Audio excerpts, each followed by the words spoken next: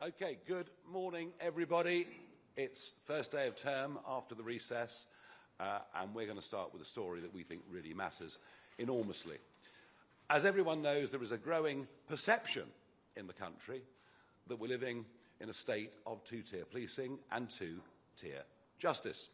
And when you see convicted criminals being released, in many cases after only 40% of their sentences, and already quite staggering reoffending rates, whilst people get very, very stiff prison sentences for saying beastly things on social media, millions of people are scratching their heads. But there is a story that has been somewhat buried, forgotten about, that I think turns the perception of two-tier policing and two-tier justice into a reality. And it is what happened at Manchester Airport. And I want, please, just to show you the footage of what actually occurred as a reminder. Because what happened here was a really, really violent exchange. It finished up, of course, with a female police officer, having her nose broken. Pretty awful stuff.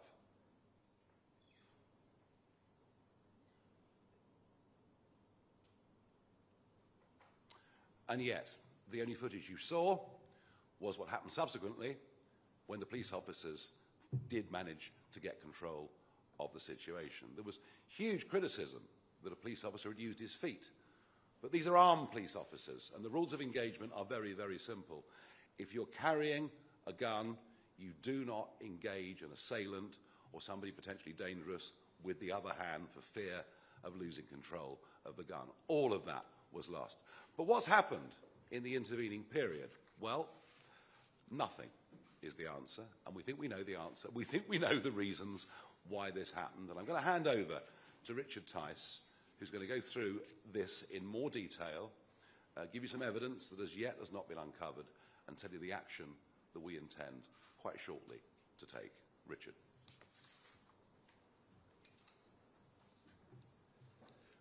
Thank you, Nigel. Good morning, everybody. So you saw the footage there of that shocking assault on police officers way back on the 23rd of July, some 11 weeks ago.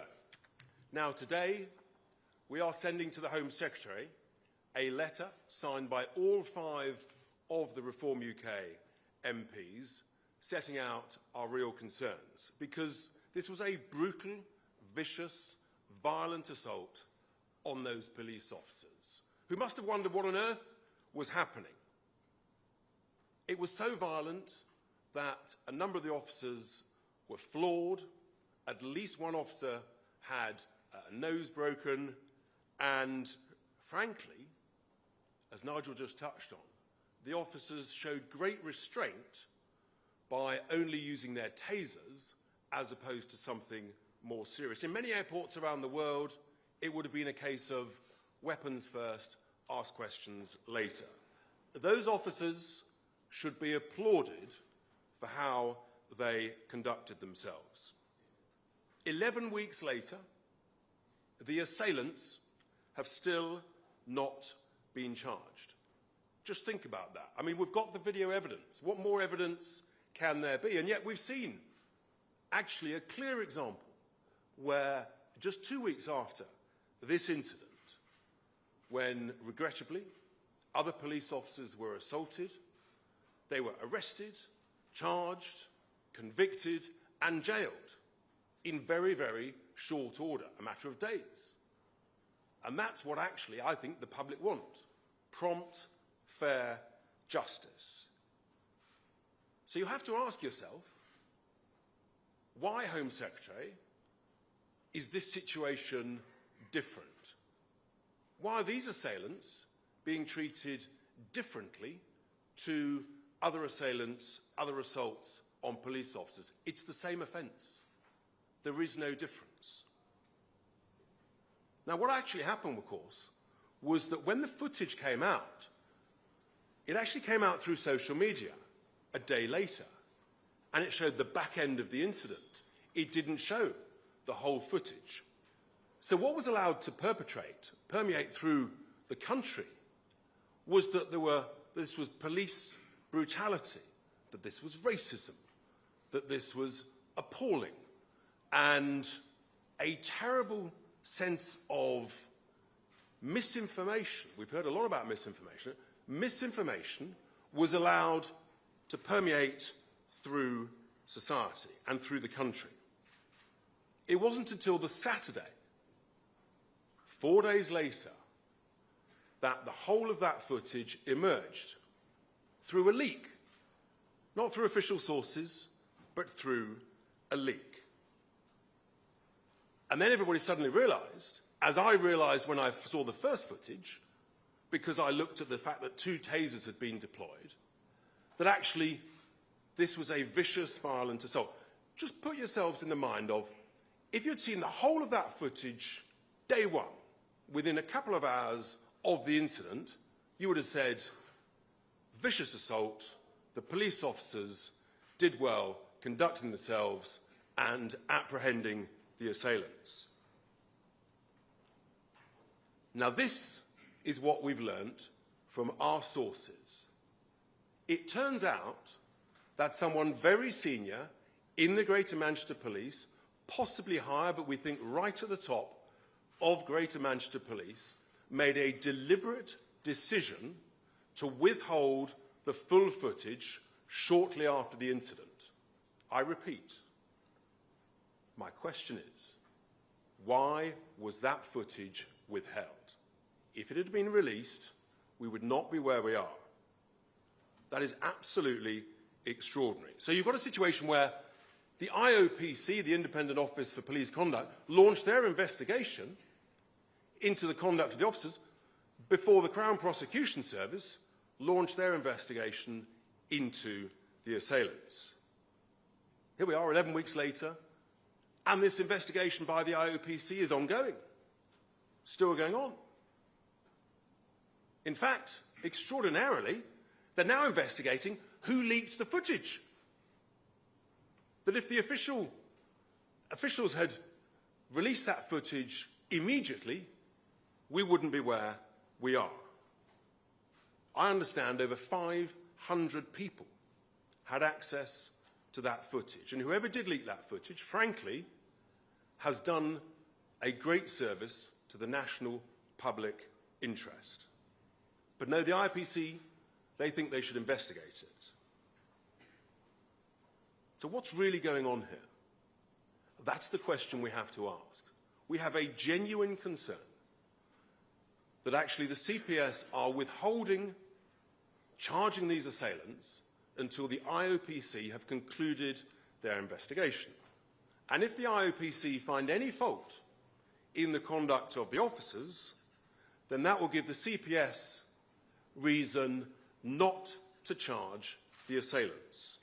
Just think about that. Just think about the effect that might have on the morale of serving police officers up and down the country, thinking, hang on, I carry out my duty, but I may be left in it, I may be dumped on by the IOPC, and I won't be backed up. That leads to a complete collapse of morale amongst serving police officers. And if they're worried about that, then the impact is they won't actually carry out their duties and their functions in the way that we, tens of millions of British people, would like them to do so, because they're too afraid of the consequences. That is a very bad place for law and order and justice to be in our country. This is not acceptable. It's not acceptable to us at Reform UK, but much more importantly, it's not acceptable to tens of millions of decent, law-abiding British citizens. So we are therefore serving notice today in this letter to the Home Secretary that if the Crown Prosecution Service are not going to charge these assailants, then we at Reform UK, we will launch a private criminal prosecution against these assailants. We've taken legal advice. I have a top-quality legal team on standby, and that is what we will do. And we will crowdfund it, And I'm very confident that we will raise considerable sums in order to carry out such a prosecution, and in order to provide the confidence that our serving police officers up and down the country want in their duty. It is completely unacceptable for the CPS not to charge these people. Now, it's been suggested to me that if we carry out this action and we launch a private criminal prosecution, that the CPS may then adopt it and carry it on themselves and then discontinue it. And so I just serve notice here today. Again, that would be completely, utterly unacceptable to tens of millions of British people. This situation is untenable. It's 11 weeks on. We're left with a situation where we genuinely ask the question, has a degree of misconduct or misfeasance gone on by senior officials at the IOPC, at the Greater Manchester Police, and by the CPS? This is not a good place for law and order to be in the United Kingdom. It is a very bad thing if tens of millions of British people think that we have two-tier policing and two-tier justice. That is the contents of this letter to the Home Secretary. We look forward to her reply and her statement on this issue, but the British people want action, we want answers, we want equal, fair, prompt justice. That's what we wanted to say, and we're very happy to take questions from members of the press. What we'll do a photograph of the letter first. You come up all round. You guys. Richard, you and I hold that. Get the position. James, you better sort of Come on in. Come on in a bit.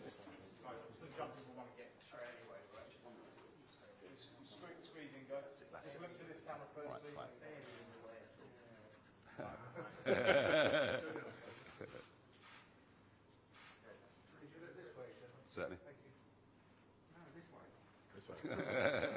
We'll work round from left to right. How about that? Okay. There we go. Slowly but surely. 1, 2, 3, down for 4, up for 5, 6, 7, up there, 8, the guy with the blue top, 9 behind, 10 with the hat, 11. I think we've done that. All good? Very good. Right on. One more for you. A little bit of video. All right, okay. Great stuff. Thank you. Right, okay. Richard, you stay with me. Okay, we're very happy to take questions on this, or frankly, any other subject you choose. Just tell us which organisation you are from, sir. Tom Simons, BBC. The police have a policy for releasing video which says that there has to be policing purpose for releasing something like this because, of course, it can affect prosecutions. They didn't release the first video. You've sort of accused them of withholding the second video. What actually are you saying they've done wrong here? Yeah, but the whole point about policing is they have to consider also about maintaining confidence and what's in the public interest. And that decision not to release the video led to serious allegations against the officers, serious allegations of police brutality against the Greater Manchester Police, and it led to protests, and it led to a crisis of confidence. So actually, it's about considering it in the round, what is in the public interest. And what's clear from the information we now have is that the decision was made not to release that footage. That is a terrible communications failure that led the situation to where it is today. Yeah, I mean, the public deserves to be told the truth. Do you want to come back?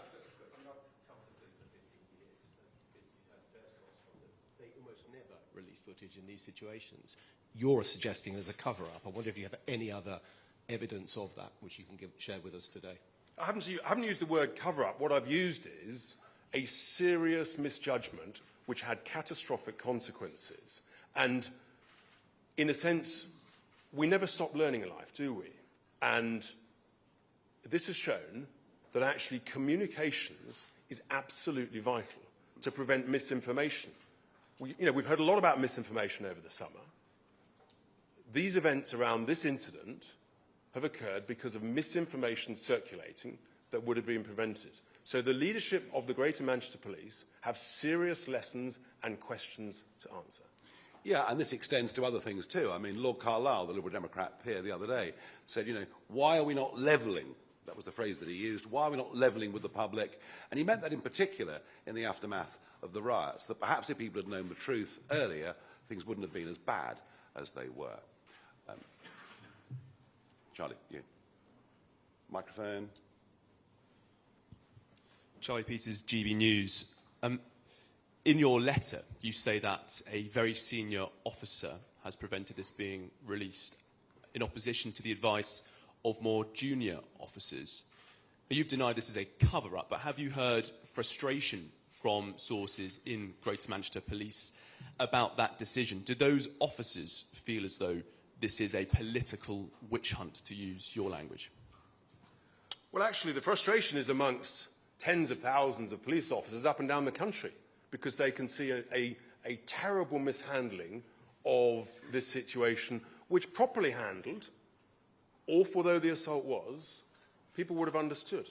There was a brutal assault, the police officers apprehended them, hell of a scrap, but they got on top of the situation. And that's the frustration that, I've had lots of police officers write to me, email me, thanking me and Reform UK for the stance we took in supporting the officers and the broader police community on the front line in this situation. Thank you. Thank you very much. Jack Elson from The Sun. Can I just be crystal clear? The allegations you make against Greater Manchester Police not releasing this video, are you saying that this is cock-up, or are you saying this is conspiracy? And in the letter, you also say, for some reason, Manchester Airport assailants are being given special, different treatment. What do you believe those some reasons are? Why do you think they're being treated differently? Well, just on the second point, I don't know. I don't think anybody knows, frankly, but it's clearly different. You cannot have anything more different, a greater example, frankly, that any of us could ever imagine in our lives, frankly, than this situation happening so quickly between the 23rd of July and just a couple of weeks later. Look, I'm not saying it's a cover-up. I haven't said that. What I've said is that it was a catastrophic decision, and someone made that decision. And frankly, in all the public sector, we've got to be prepared to hold our hands up, to learn when things go wrong, and to admit it and do better. And that's the point. You can't just keep sort of pretending nothing's gone wrong, because in that situation, the consequences of this have been terrible. And 11 weeks later, you've got the video evidence within a matter of days. How can we get to 11 weeks later? And it's this lack of confidence in the performance of different elements of the public sector. This is one very, very important one. Very good. We have Aaron, one there. Thank you. Martin Beckford, Daily Mail. You'll know that IOPC investigations sometimes take years. How long will you give the authorities until you launch this private prosecution? Thank you. A great question. Definitely not years. I mean, seriously, how long do you need? The footage is 29 seconds. The answer is not long. Not long, but we're not going to specify exactly. We want a response from the Home Secretary on this situation. And frankly, I think the CPS and the IOPC and the Greater Manchester Police, they need to update us. What's the situation? Silence isn't good enough, because what happens in silence is it's a vacuum.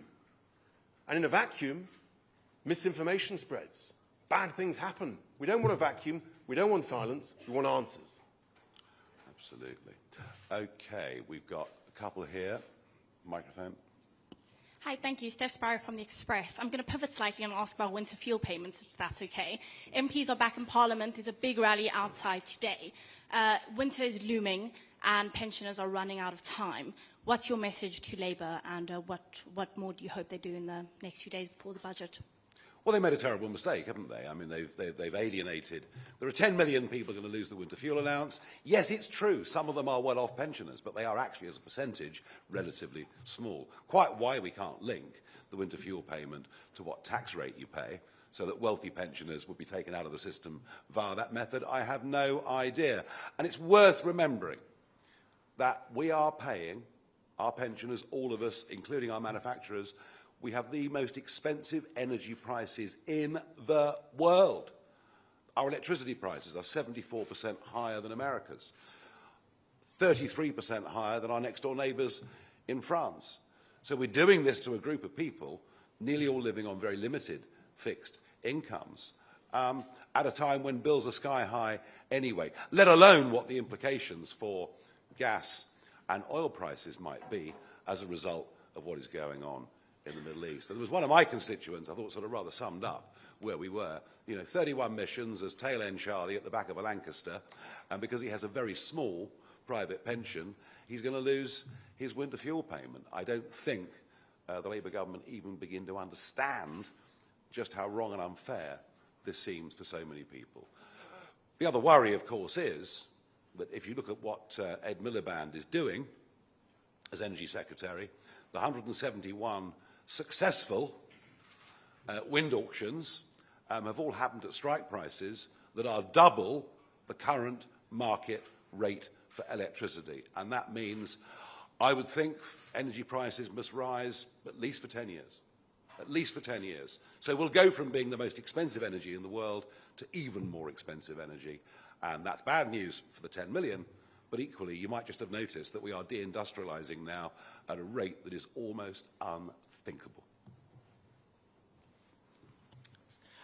Chris McKeon, Press Association. Nigel, a few weeks ago you said that the Speaker's Office and the Parliamentary Security Team had given you advice not to hold in-person constituency surgeries. Speaker's Office says this didn't happen. Parliamentary Security can find no record of such advice being given. Which one of you is lying? The Speaker's Office is always right. Thank you. Thank you, everybody. Thank you very much indeed. Oh, we've got some more, Dan. Final note. I don't know what you're doing later on today, but there's a very, very important new movie that is coming out. It is Labour the Movie, and you can get it tonight on ITV at 6:25 and on BBC One at 6:55. It is a party political broadcast unlike anything that has ever been seen in the United Kingdom before. In fact, when you watch it, you will ask yourself the question, how on earth were they allowed to do that? And there it is. There's my ticket, and we'll be handing out tickets to all of you in just a couple of moments' time. Thank you.